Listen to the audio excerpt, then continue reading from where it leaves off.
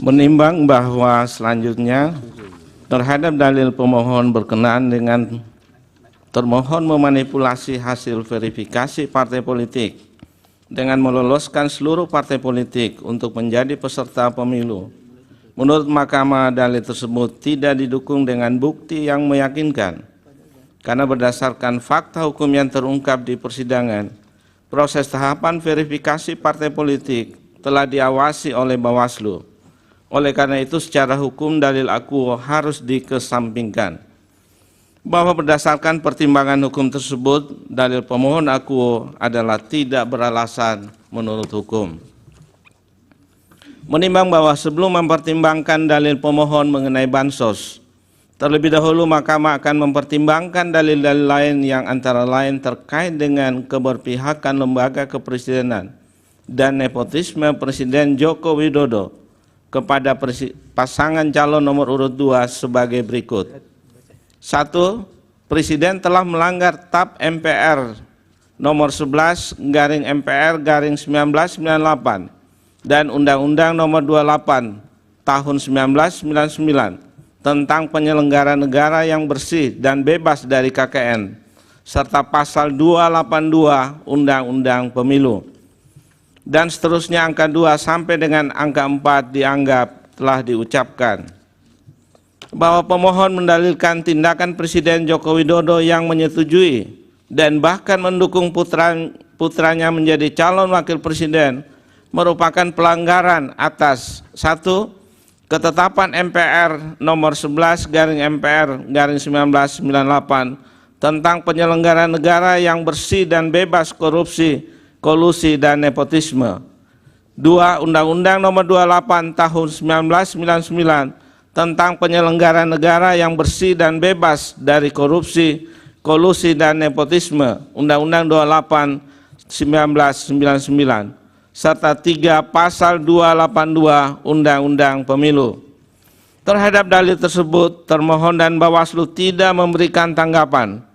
Adapun pihak terkait menyatakan bahwa dalil pemohon dan seterusnya dianggap diucapkan, serta mengajukan ahli Edward Omar Sharif Hiraj bahwa terhadap dalil pemohon demikian, karena pemohon tidak menguraikan lebih lanjut dan tidak membuktikan dalilnya, maka Mahkamah tidak mendapat keyakinan akan kebenaran dalil yang dipersoalkan oleh pemohon.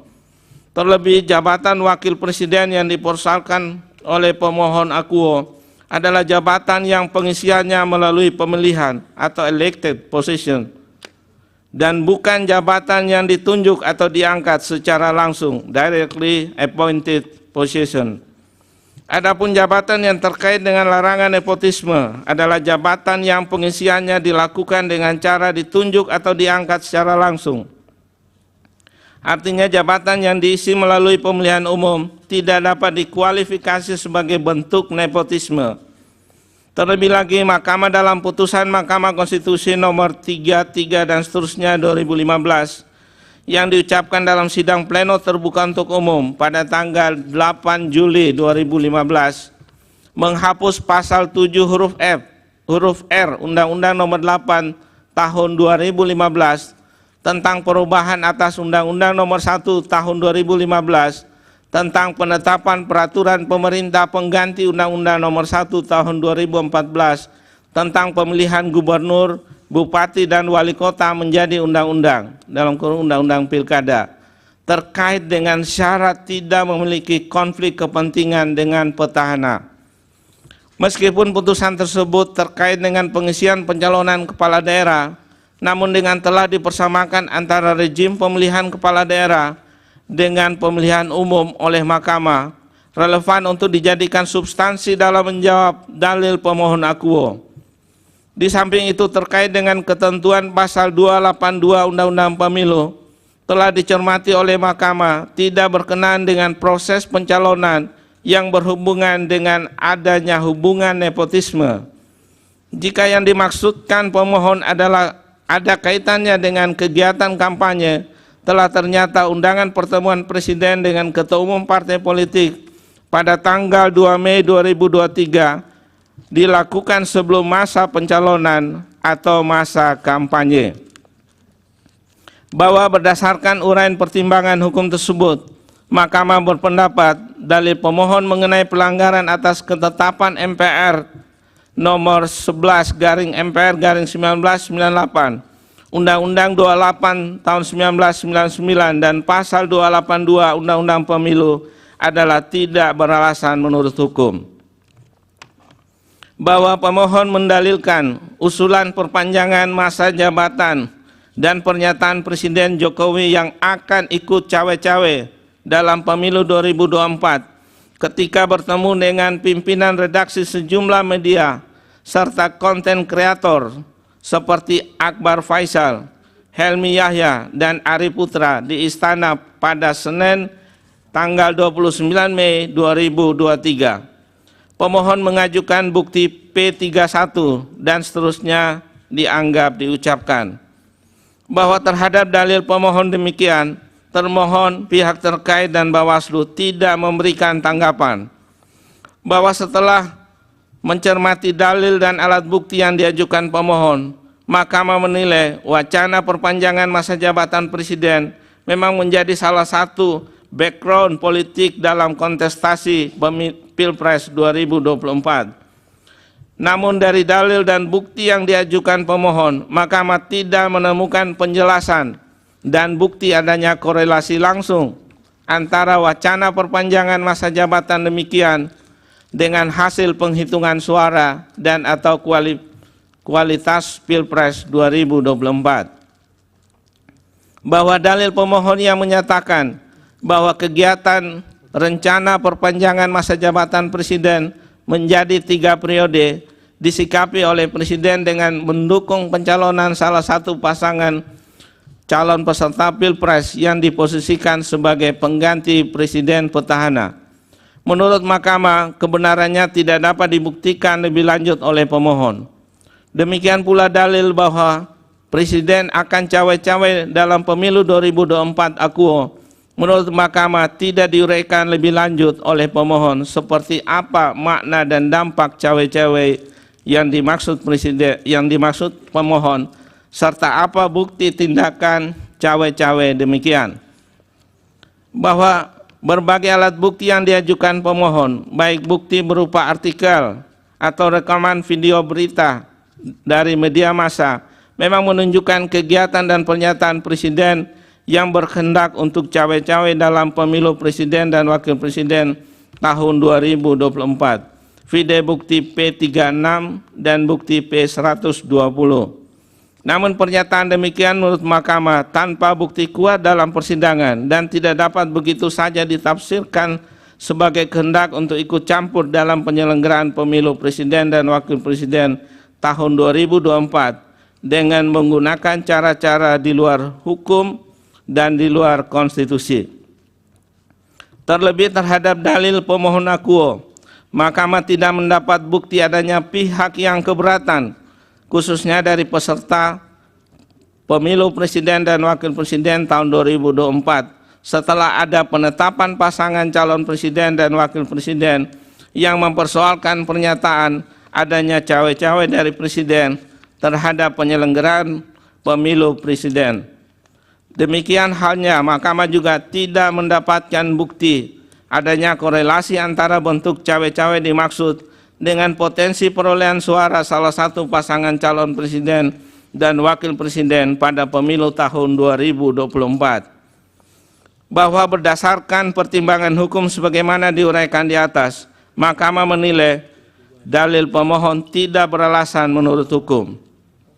Bahwa pemohon mendalilkan Presiden Joko Widodo melakukan konsolidasi dengan partai-partai koalisi pada tanggal 2 Mei 2023 di Istana Negara untuk melanggengkan kekuasaannya, Presiden bersikap tidak netral dan seterusnya dianggap telah diucapkan. Pemohon mengajukan alat bukti berupa bukti P36 dan seterusnya dianggap diucapkan. Bahwa terhadap dalil pemohon demikian, termohon, pihak terkait, dan Bawaslu tidak memberikan tanggapan. Bahwa setelah mencermati dalil dan alat bukti yang diajukan pemohon mengenai penggunaan data intelijen untuk menekan partai politik, Mahkamah menilai pemohon tidak menguraikan dan membuktikan lebih lanjut bagaimana tekanan demikian dilakukan. Demikian pula dalil mengenai pertemuan Presiden Joko Widodo dengan para ketua umum partai politik yang kemudian menjadi pengusung pasangan calon nomor urut 2. Mahkamah menilai pemohon tidak menguraikan dan membuktikan lebih lanjut bahwa pertemuan yang didalilkan tersebut membawa dampak pada hasil pemilu presiden dan wakil presiden. Oleh karena itu, Mahkamah tidak mendapatkan keyakinan akan kebenaran dalil pemohon akuo, sebab pemohon tidak membuktikan lebih lanjut dalam persidangan, baik cara maupun substansi dari pertemuan dimaksud yang dapat dinilai sebagai bentuk tekanan. Seandainya pun informasi intelijen dari BIN, BAIS, dan intelijen Polri tersebut benar, iulah tersebut bukan merupakan kewenangan Mahkamah untuk menilainya dalam perkara PHPU akuo. Bahwa berdasarkan pertimbangan hukum demikian, Mahkamah berpendapat dalil pemohon tidak beralasan menurut hukum. Bahwa pemohon mendalilkan Presiden Joko Widodo dengan sengaja menaikkan tunjangan kinerja pegawai Bawaslu melalui Peraturan Presiden nomor 18 tahun 2024 dan seterusnya dianggap telah diucapkan. Pemohon mengajukan alat bukti berupa P104 bahwa terhadap dalil pemohon demikian, termohon tidak memberikan tanggapan. Pihak terkait menerangkan dalil pemohon tentang kenaikan gaji dan tunjangan penyelenggara pemilu di momen kritis adalah dalil yang keliru dan mengada-ada, dan seterusnya dianggap telah diucapkan. Bahwa mengenai bukti PK 158 sampai dengan bukti PK 162,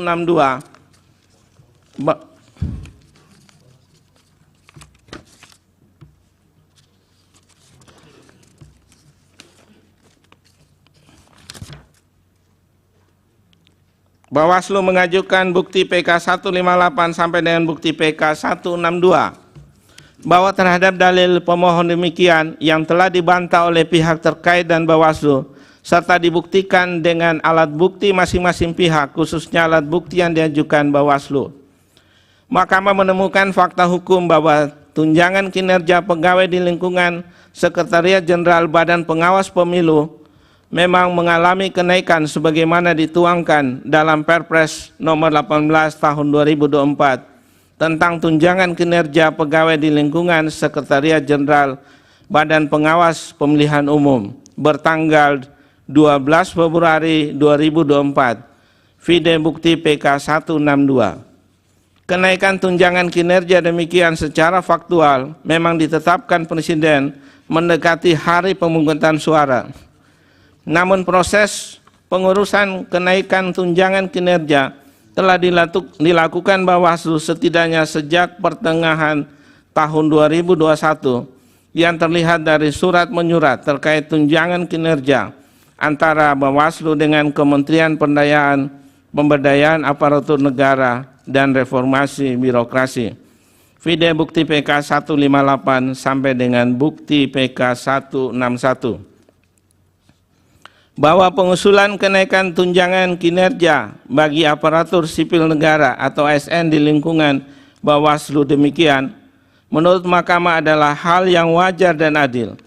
Justru menjadi ketidakadilan manakala ASN yang sudah memenuhi persyaratan untuk memperoleh kenaikan tunjangan kinerja, namun tidak diberikan kenaikan dengan alasan menjaga netralitas ASN bersangkutan inkasu Bawaslu dalam pemilu. Pengajuan tunjangan kinerja kepada kementerian atau lembaga yang notabene anak buah Presiden adalah hal yang tidak dapat dihindarkan, karena secara hukum satu-satunya pengelola anggaran tertinggi di Indonesia adalah Presiden sebagai kepala pemerintahan atau eksekutif. Tentunya setelah APBN disetujui bersama oleh DPR dan Presiden.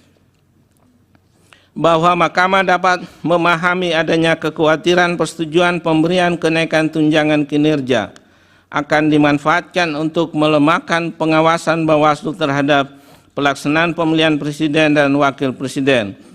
Hal demikian tidak terlepas dari tidak dikenalnya konsep kemandirian anggaran bagi lembaga penyelenggara pemilu yang meliputi KPU, Bawaslu, dan DKPP, serta lembaga peradilan pemilu. Di sisi lain, secara konseptual, gagasan kementerian anggaran bagi beberapa badan atau lembaga negara tertentu memang masih memerlukan kajian yang komprehensif. Bahwa kenaikan tunjangan kinerja demikian juga berlaku pada kementerian atau lembaga yang lainnya, bukan hanya lembaga penyelenggara pemilu. Dengan demikian, menurut Mahkamah, pemberian tunjangan kinerja kepada ASN di lingkungan Sekretariat Jenderal Bawaslu telah sesuai dengan peraturan perundang-undangan dan tidak terkait dengan isu independensi atau kemandirian penyelenggara pemilu inkasu Bawaslu. Terlebih dalam persidangan, pemohon tidak membuktikan hal demikian lebih lanjut, sehingga Mahkamah tidak mendapatkan keyakinan akan kebenaran dalil pemohon akuo. Bahwa berdasarkan pertimbangan hukum tersebut di atas, Mahkamah menilai dalil pemohon adalah tidak beralasan menurut hukum.